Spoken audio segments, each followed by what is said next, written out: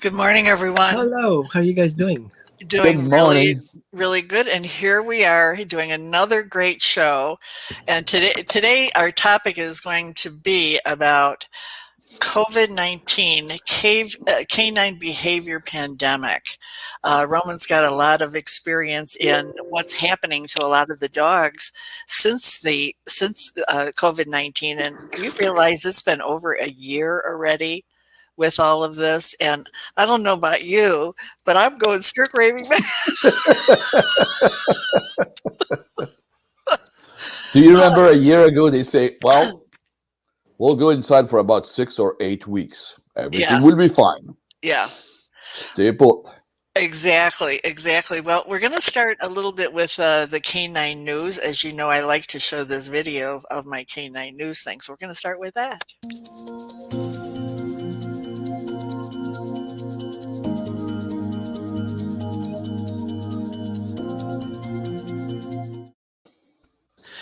Okay, we're going to share this, and I know this upsets Roman quite a bit. He does not like to see this, but this is just an example, folks, of what really happens when you get.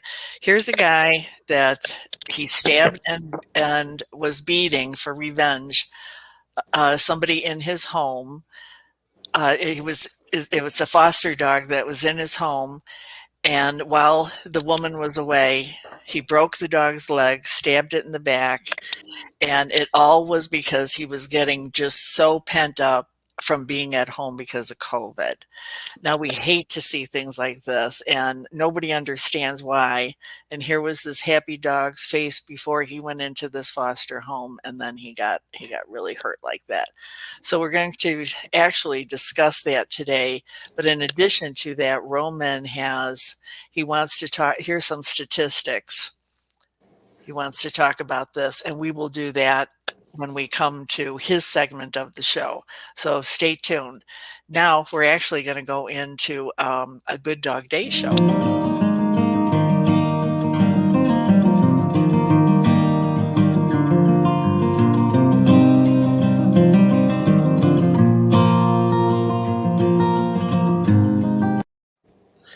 Okay, so Gaetan, Yes. this is your end. You did quite a bit of research, and what do you want to share with us about today's show, or Well, about a Good Dog Day show segment? okay, two things. Some months ago, last October, I believe, I did a short video and I committed to do the narration, which is awful. And No, it's about it's a dog. not. Go ahead. I will fire myself. I'm Okay. so bad at doing narration. I cannot believe I direct people doing outstanding narration when it's my time. I don't hire this guy. Don't Yeah. use it. It is awful. So there was a dog called Hollow, and I did a short video. Why don't we just review this video? That Okay. will put it in the context. Then I will talk about Hollow, Halo. Halo, Halo. Yeah. Okay. Halo. Here we Hello. go. Hello. Halo. Here we go. Whoops. Ah. You're lost. It's coming. Yeah. The story of Halo. This is a story of darkness, of hope, and of a rescue. Somewhere in the El Paso region, out of a ditch crawls a small, visibly injured dog. At that moment, a dog rescuer was driving down the highway. From the corner of his eyes, saw the puppy coming out of the ditch. The puppy had darkness luring around her. When this good man picked up this weak puppy, Hope came along. She seems to be unable to use her back leg. The man wasn't sure what he could do for her, but being a previous adopter from Barkhouse, he brought the puppy home with him. She was in a terrible state. Barkhouse and Almost Rescue took immediate action to help The puppy they named Harrow. The veterinarian determined this 3 months old puppy was shot with a BB gun, and the pellet lodged in her spine, preventing her from being able to use her back leg. Hallow is a story of hope. After a successful fundraiser to provide medical care, surgery, therapy, and rehabilitation, Hallow is learning to use her back leg again. Hallow is improving daily. She runs, plays, tries to keep up with the other dogs. She is an inspiration to all of us. She inspired those who are facing rehab to regain physical or mental abilities. Hallow just doesn't give up. She is a special dog. People like this man who rescue her, our cause, and I'm almost on rescue, and everyone who contribute to her rescue and care are the living proof that there's a light in the world. Out of darkness is the story of hope for all life.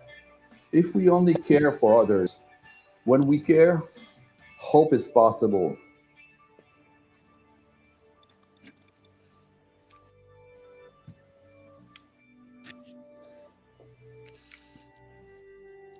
Another good dog day. Oh my god, geez, I get so emotional when I watch that. Oh, I gotta turn this off. So we have some more news about Halo.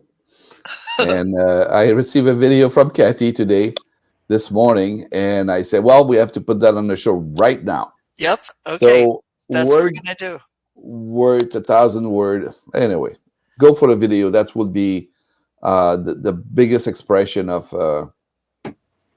of you know, any update. Go ahead. yeah, I was gonna say, I gotta give a caveat here.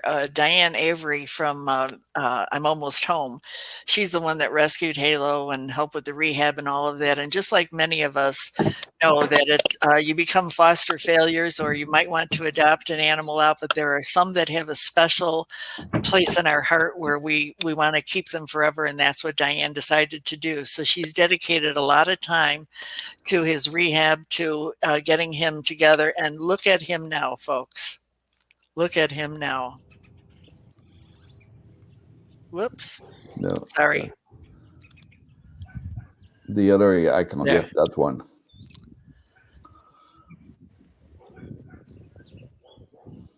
Walking good, Yeah, much happy. better, stronger, bigger, healthier. So anyway, I know it was a short video, but we thought Yes. it was worthwhile to really share it out. Absolutely. Yeah. So the support, donation, care, everything pays off. She's much, much, much better condition, and that's why we want to share the good news with all of you today. Yes. That's a Yeah. good, a good, good dog day. A good dog day. And you had one more segment for a good dog day about guide dogs. So let's Yes. go into that. Well, it's I would like to introduce the topic. So there's a person on the YouTube called Molly Burke. Molly Burke, she's a Canadian. She's living now in California. She has her own channel, Molly Burke. And what happened to her at the age of 14, she lost vision. She lost 100% of her vision. And when you see her on camera, you cannot tell because there's no appearance of a loss of eyesight. And she look at the camera like I'm looking at you right now, and you cannot tell that she's blind. So keep that in mind. And she received a dog from uh, of course, I lost the name, from Montreal. Uh, anyway, the name will come back. A guide dog, French guide. Well, Oh, yes, okay. the dog came from Montreal. There's a famous training facility in Montreal. I forgot the name. I'll get the name back to my old memory in a few minutes. And it's associated with the Braille Institute in Montreal, and they train dog to be guide dogs. So the interesting part, the dog are trained in French. So when the owner take possession of the dog, need to be trained as it should be, with to be acquainted with the dog, but also need to be trained with the command. So walk mean avance in Okay. French, Yeah. and so on and so forth. So you will see her, and she's having a little video where she's with her dog and how she interact with her dog in a public environment, an open environment. So it we'll show a portion, a part of the video, and then we can talk about it. So this is Okay. Molly. Too long, literally years.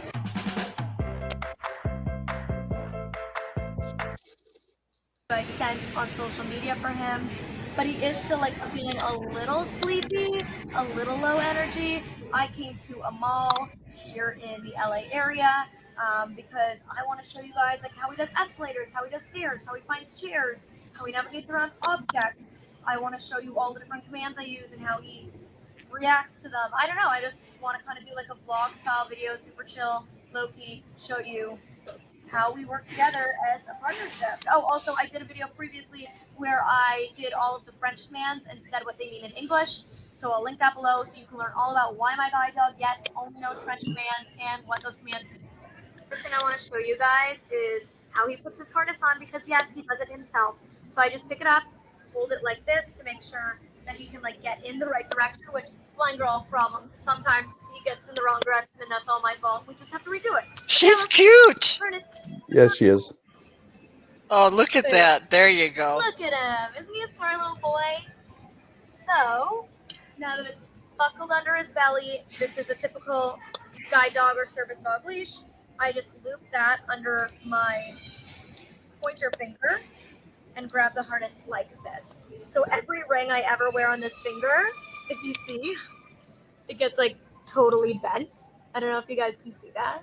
Can you tell? Yeah. Yeah. So every ring, I for a long time was like, why does every ring on this finger always get bent? And then I was like, oh, because all day there's like a slight pulling sensation on it. So that's why.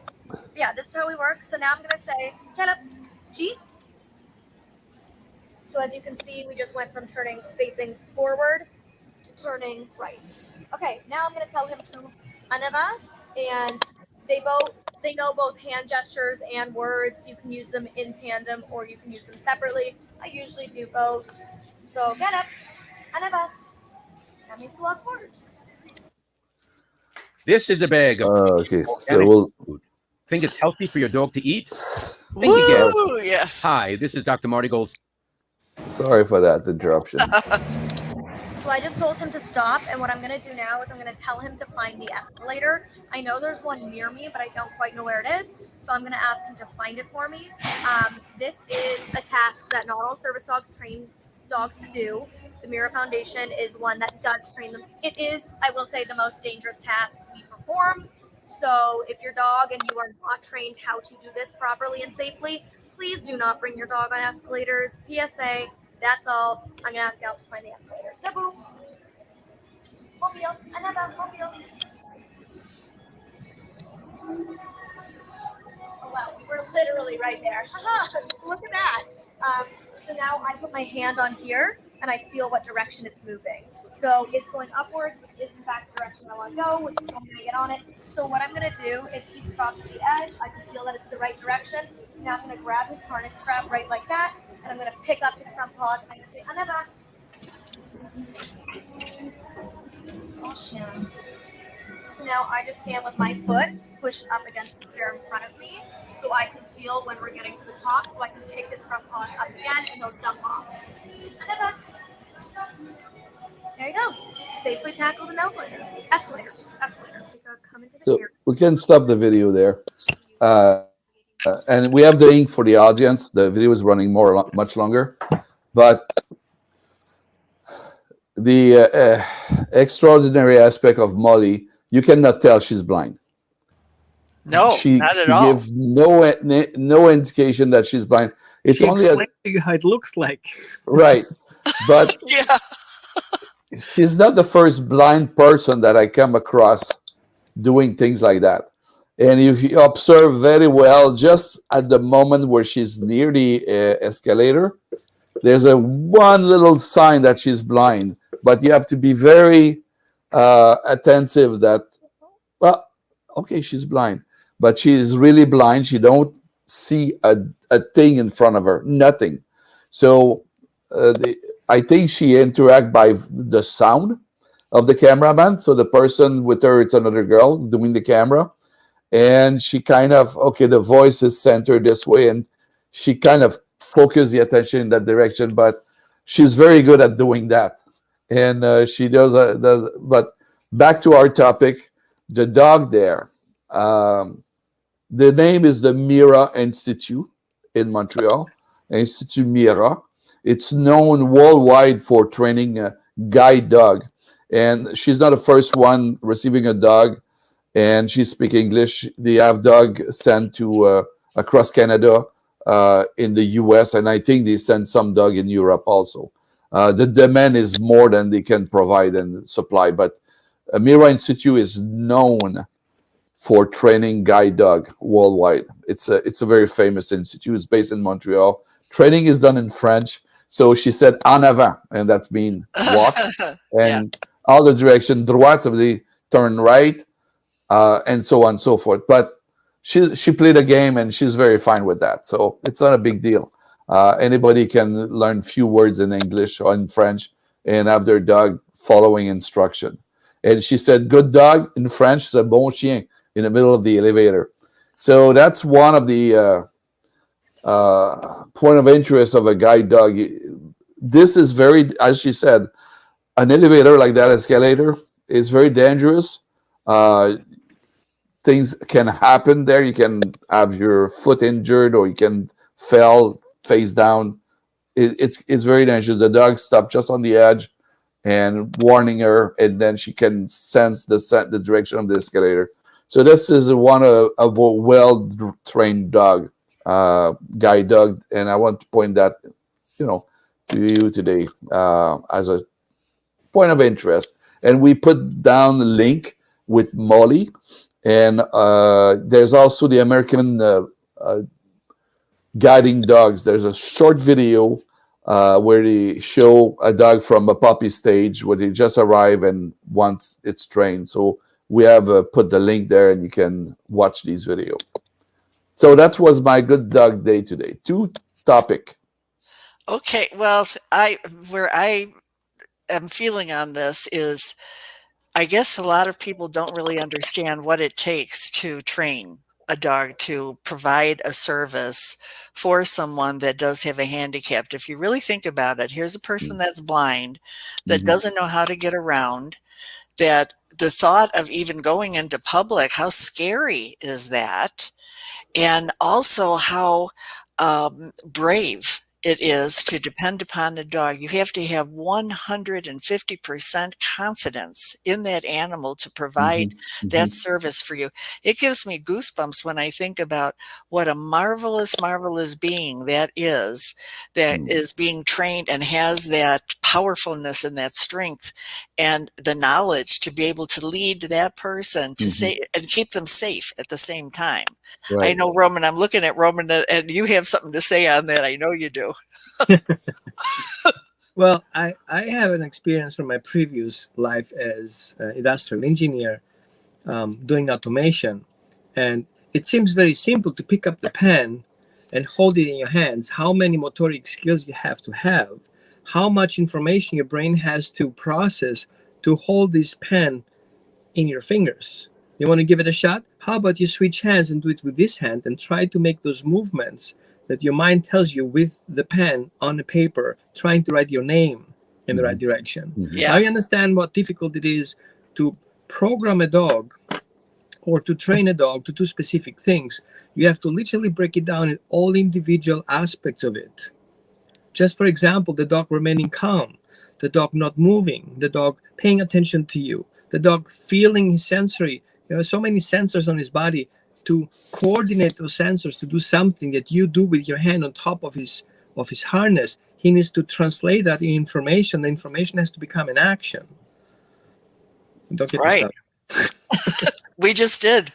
Yeah, and just to add to this, this dog is trained not only for verbal command, but he's also trained for gesture and signing the dog. He can make a move like this. You don't see me, but if I move it like that, Oh, wait. and the dog will understand that's move. If you point this, there's some gesture the dog has been trained also.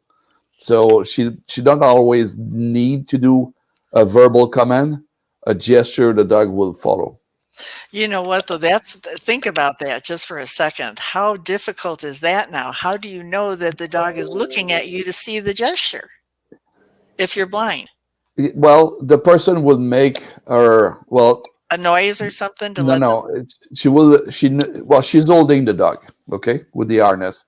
She know where the head of the dog is, and Oh, she can okay. make a gesture in the front, in the I visual gotcha. field of the dogs. Oh, Otherwise, make no sense as you explained. yeah, And yes, that's and talking about sign language. When we interview Judy yeah. Jelms at the very beginning of the show, she's a speech therapist, worked with children, and she taught to the dog sign language. And the Right. I dog remember. dog follow sign language that a deaf person, you teach sign language to a deaf person, the dog can read every one of these signs.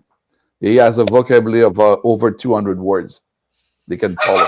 Very cool. Yeah, that's very impressive. And Charlie is very enthusiastic with that. He approves everything we're saying. Yeah, I'm totally agree with that. When he hears it, you know how good he gets. Well, Yeah, he's calling my name. yeah, that was excellent, Gaetan. Thank you for doing the research and finding this lovely, lovely woman. Boy, Oh, she, yes. as a matter of fact, she's got. Well, her videos get what, over 1 million or 1.5 million views Yeah, all the yeah, time. yeah. So she is sharing. Here's another person, God bless her, that is taking a handicap. She's got a dog that has provided a solution for her, and she's sharing with the world the gift that she's been given and how grateful she is.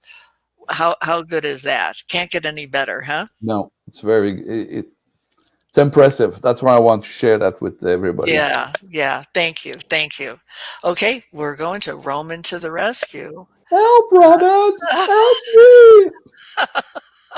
Yeah, Roman to the rescue.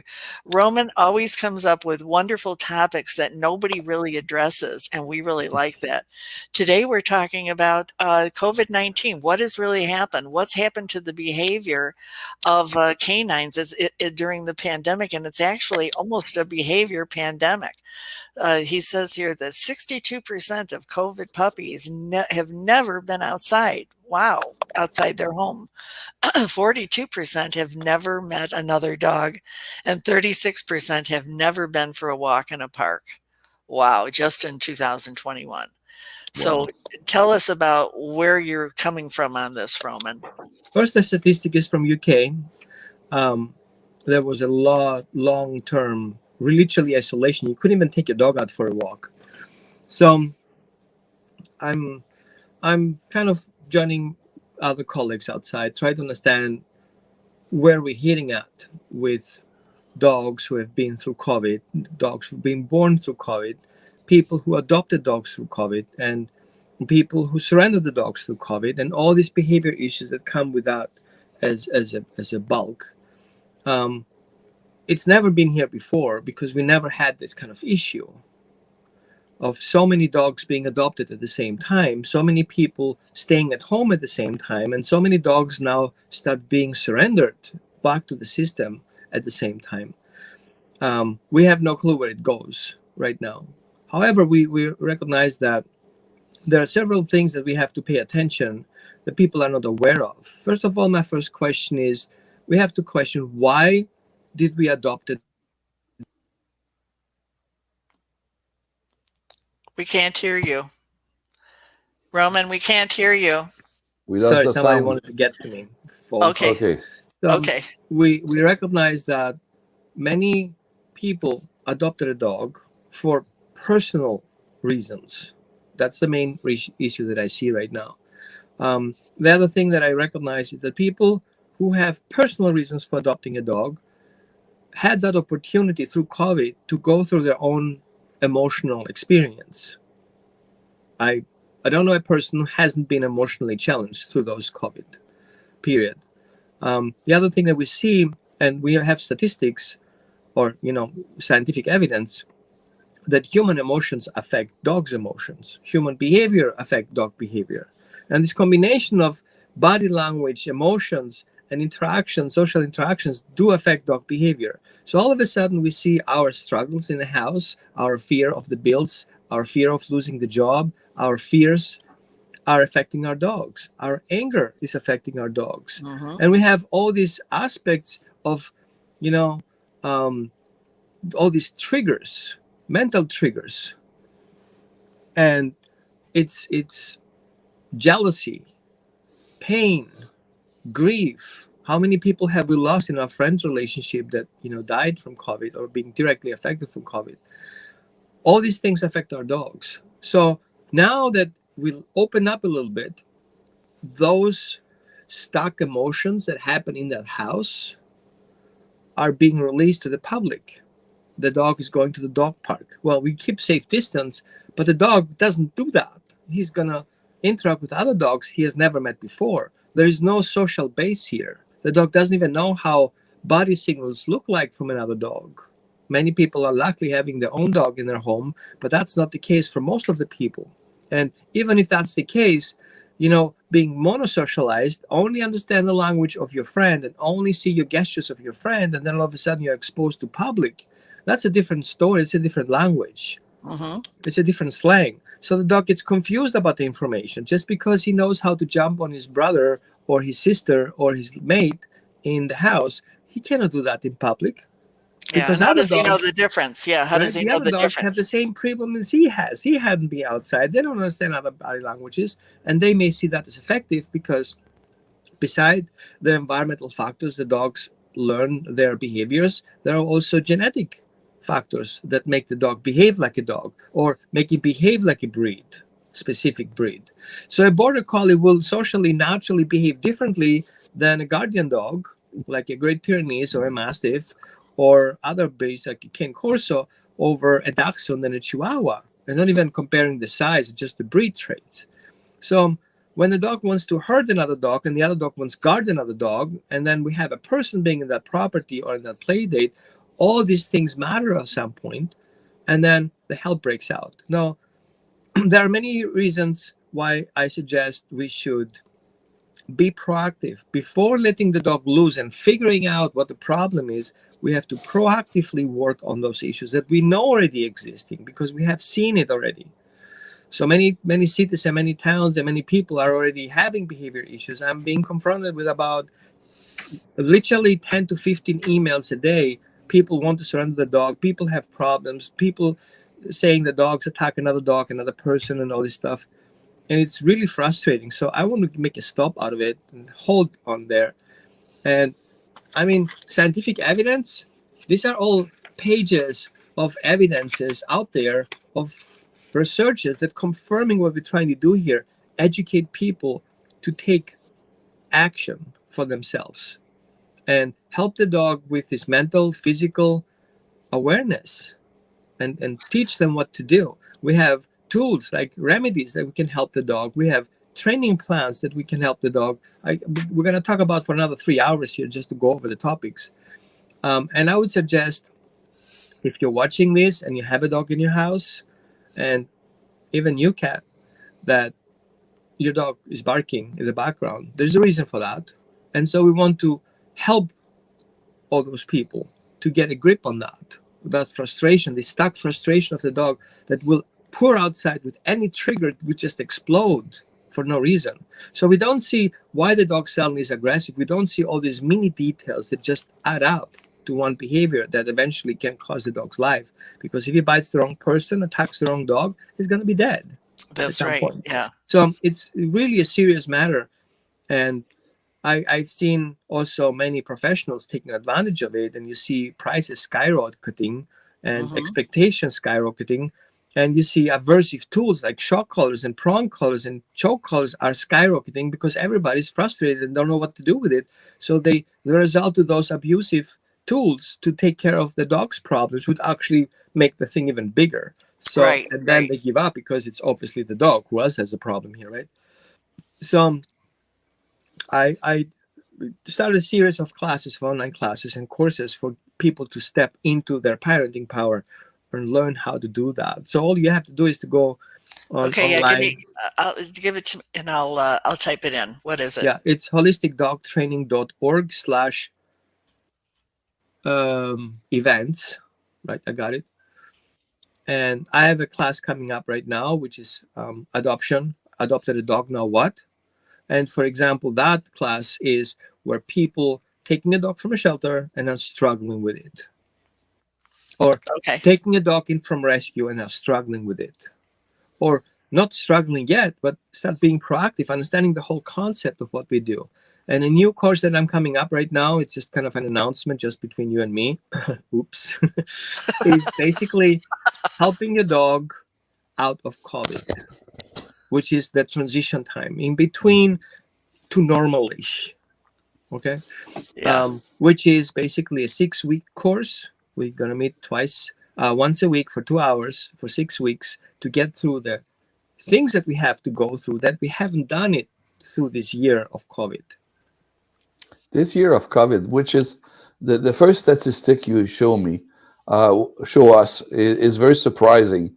A number of dogs never get out of an apartment or a home ever. Yep. That's It's mind blowing, right? So it's do mind blowing. That's blow my mind. Well, you I have to could see not understand the how concept many of people having a are dog afraid to go inside shopping. They do online shopping. They literally go pick up the mail. That's it. without the And dog. without the dog, because they have a yard. And I'm not talking about big dogs. How many small dogs live in the house and never been outside? yeah. Because you cannot go to the vet. Point number one, you have to drive to the vet. Mhm. And then if you go to the vet, you have to drop off your dog there. And so you see suddenly that there are other issues, like some dogs don't do well with the vet without their owners. Well, these guys cannot go to the vet in the first place. They cannot go to the groomer. So all these things are being cut off. Not here in US. We see that from US perspective. But countries like Germany and England, they have more serious stuff going on because everything is so close to each other. You cannot Mhm. actually walk on a path having 6 feet distance because Yeah. everything is kind of smaller. Plus the fact I think that with having COVID and being around your dog 24/7, I know with Charlie, I've noticed that he not only watches every move that I make, but he's almost frantic if he can't see me. Mhm. There's a connection that he has with me that's stronger now than it was before because at least I was gone before or I was out more, but I'm here like 24/7 now. I Yeah. very Well, seldom go out. separation anxiety is the number one thing that's going to happen Okay, there you because go. we are consistently there in the house. And we see separation anxiety and we don't see these abrupt changes that happen. Changes happen when we stayed at home, the dogs get Mhm. confused, and changes happen if we start going to work. So those changes is basically what causes the dog that emotional stress and grief. Yeah, Because we leave the house, the dog has no clue where we're going. He doesn't right. understand the concept. Hey, honey, I'm going to work now. Good luck. See you later. That doesn't And exist, you can't say, "Hey, listen, if you need anything, just text me." right?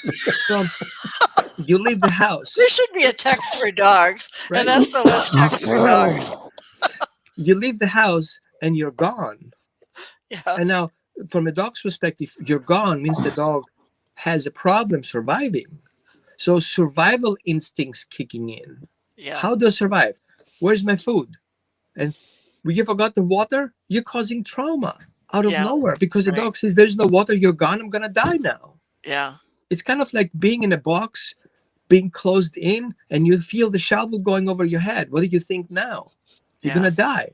Mhm. So we're not paying attention because we have a logic and the dog only has an empirical experience. You leave the door, you're gone. mhm, There is no logic where you are after the door closes. You're gone. What else would you be? And Right. who knows when you're coming back? You're not consistent. The dog doesn't have a clock to check in with you, You're right? absolutely And right. that causes aggression.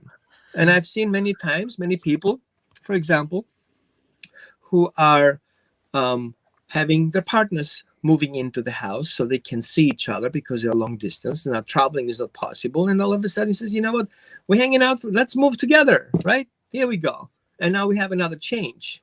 And now the primary caretaker leaves the house and the secondary caretaker is in the house. And the dog now is aggressive to the second caretaker because of grief of the first caretaker. Yeah, I never look at it that way. Yeah, Like we right. don't Yeah. see that, but it's happening all the time. Yeah. Suddenly, the person wanted to put the dog in the crate because she has to leave, and the dog shows aggression. And I'm the best example to do that because that's what happens to us here. I'm here basically for 1.5 years, enclosed in my RV. My outgoings, because my wife is a very sensitive person in regards to health, and I would not be able to put her in that position of making minimum contact with anything I'm going, even from shopping. Now, our outings are limited. I don't have a backyard. I have to take my dogs for a walk in a specific area because that's how much I can go. Right. And now, when I'm leaving, the dogs are fine. If my wife is leaving, they're getting aggressive to her. Because if she leaves too, we're going to die. Yeah, right. Right? What else? Yeah.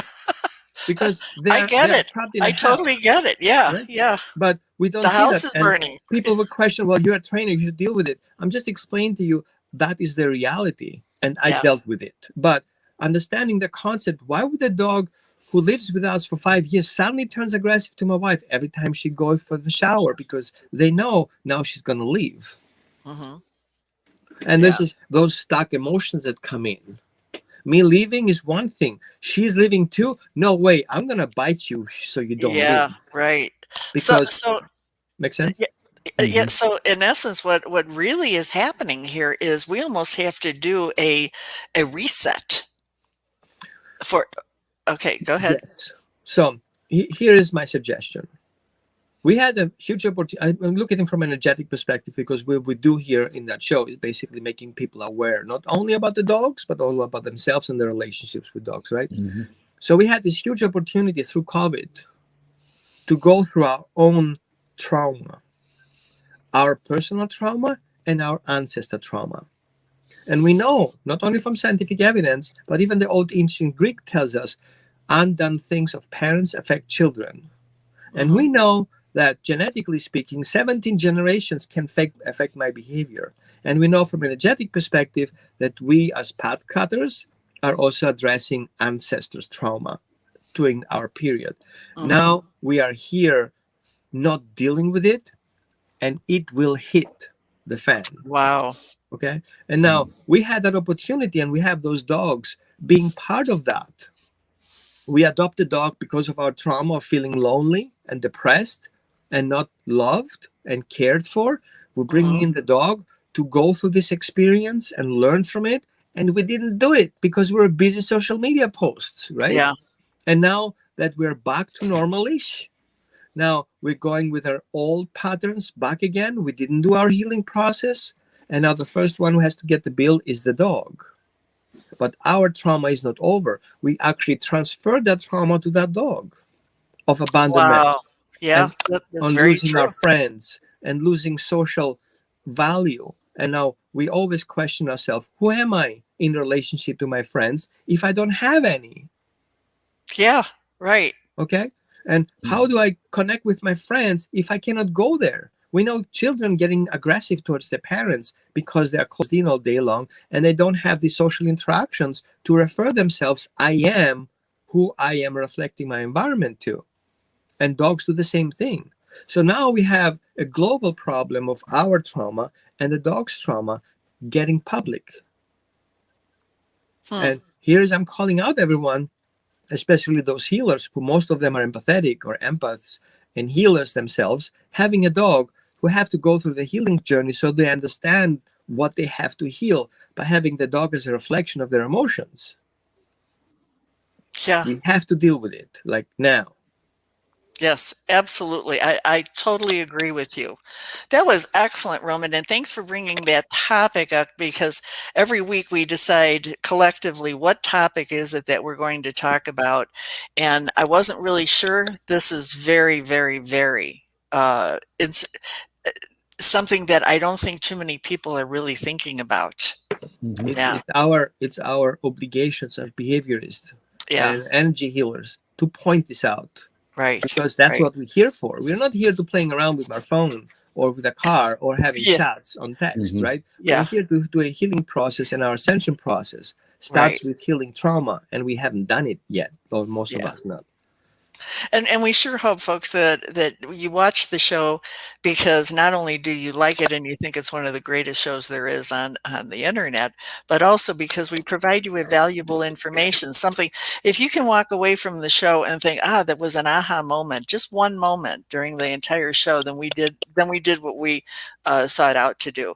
So as a matter of fact, now we've got dog thoughts for our last segment. And this guy that I interviewed on Sunday falls right into line with what you're talking about, Roman. He's home all day long. And he, at one time, he thought, well, maybe I'll go out and get a job, but he's stuck at home. So he wants to give his impression of what it's like to still be at home. So,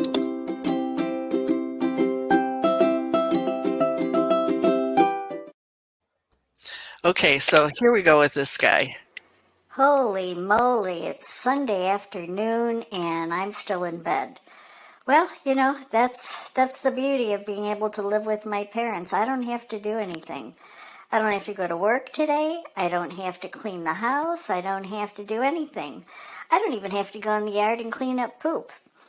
So for me, it's just going to be a great day. I'm going to be cuddling, and I'm hoping that my mom and dad are going to want to have some popcorn or something that I really like. Actually, I could go for some chicken or maybe some. Well, I'll let them decide, but trust me, if I don't like what they're going to feed me, then I'm not going to eat it. I just won't eat it. I get stubborn like that. But again, that's the wonderful thing about living with your parents, still at home. I get my way. I'm spoiled. I'm really, really spoiled. I get loved on. I get petted. I get to go out, and actually, a lot of times I have to show them what needs to be done, because sometimes fur parents just they don't know how to take care of their dogs. They really don't. So I got to teach them. But that's my job. The things that I know going on in the world today, it's important that you got a good family dynamic. And that's what I've got. Everybody in the family knows that I'm the boss. I'm the one that sets everybody straight. I'm the calming factor. I'm the mediator. I'm the one that can make everything right because I got common sense. I don't go off into a tangent. I don't go off on things that I don't know about. I don't argue about anything. As a matter of fact, I never argue. Why? Because actually I'm always right, so I don't need to argue. But those are just some of the things that you're going to be learning about what it's like to still live at home with your parents. For those of you that still are, hey, let me know and maybe we can get together. Maybe our parents can get together. But, well, this is just a great day to sit back, relax, and go ahead and take your parents out for a walk. I think this is a good thing to do. All right, everyone. You have a good Sunday. Bye. What? He's like a teenager. He is. He is. Yeah. When I met him, I thought, "Oh my God, here we go, the voice of reason." It's a teenager. Yeah, exactly. He's living at home, and his I parents like are the taking fact Absolutely. I'm still living with my parents. yeah. Okay. Thank you, Great. Katie. Yeah. That's Yeah. fantastic. Yeah. A great Thank you, show. Roman. Great show, everybody. We'll Yeah. see you. We will see you next week. You look great, Roman, by the way. Thank you. Keep smiling. Okay, guys. Thank Bye. you, Katie. Bye. Be Thanks. well. Okay. Bye. Stay Bye. healthy. Bye. Bye.